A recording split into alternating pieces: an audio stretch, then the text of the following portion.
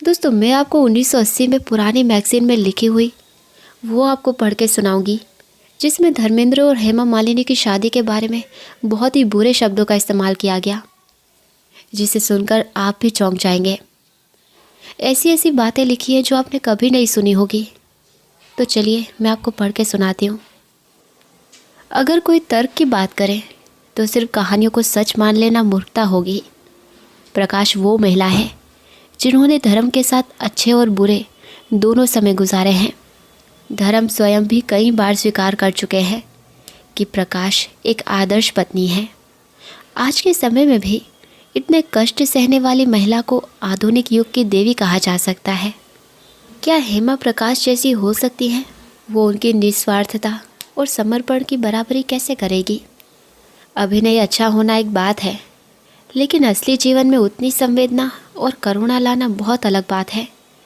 और फिर ये सवाल भी है, हेमा धर्म को ऐसा क्या दे सकती थी जो प्रकाश ने नहीं दिया? धीरे धीरे ये माना जाने लगा था कि धर्मेंद्र की लोकप्रियता घट रही है। लगातार फिल्में फ्लॉप होने से वो करियर को लेकर ज़्यादा असुरक्षित और लालची हो गए थे। दूसरी ओर हेमा अपनी माँ से मतभेद के बाद धर्म पर ज़्यादा निर्भर हो गई।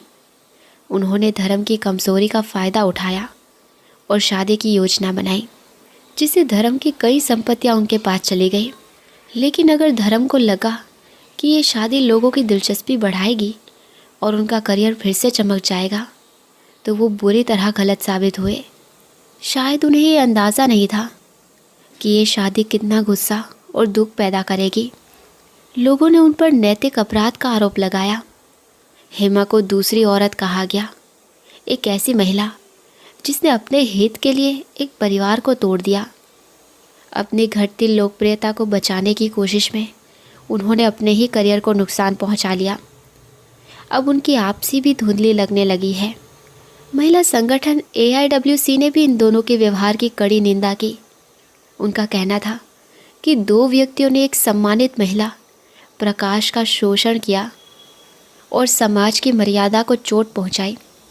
एक आदमी जो 27 साल अपनी पत्नी के साथ रहने के बाद भी वफादार नहीं रह सका, वो दूसरी औरत के सामने भरोसेमंद कैसे हो सकता है? धर्म का हेमा से विवाह किसी भी तरह वास्तविक विवाह नहीं माना जा सकता, बल्कि हेमा को उस स्थिति में ला दिया गया जिसे समाज में अमीर लोगों की रखेलें झेलती हैं। धर्म उनके साथ नहीं रहते, ना वो उनके घर आते जाते हैं। बस शाम को उनसे मिलने जाते हैं, जैसे कोई नवाब अपनी रखेल से मिलता है। कोई भी सम्मानित इंसान ऐसे संबंध को सही नहीं कह सकता। धर्म और हेमा को समाज ने नकार दिया है। अब समय आ गया है कि वो खुद को पीछे खींच लें, इससे पहले कि हालात उनके लिए और कठिन हो जाए। उनके कर्मों ने उन्हें समाज से काट दिया है और शायद एक दिन धर्म को अपने इस पाप की सज़ा भी मिले। फिल्म दर्पण, अगस्त 1980।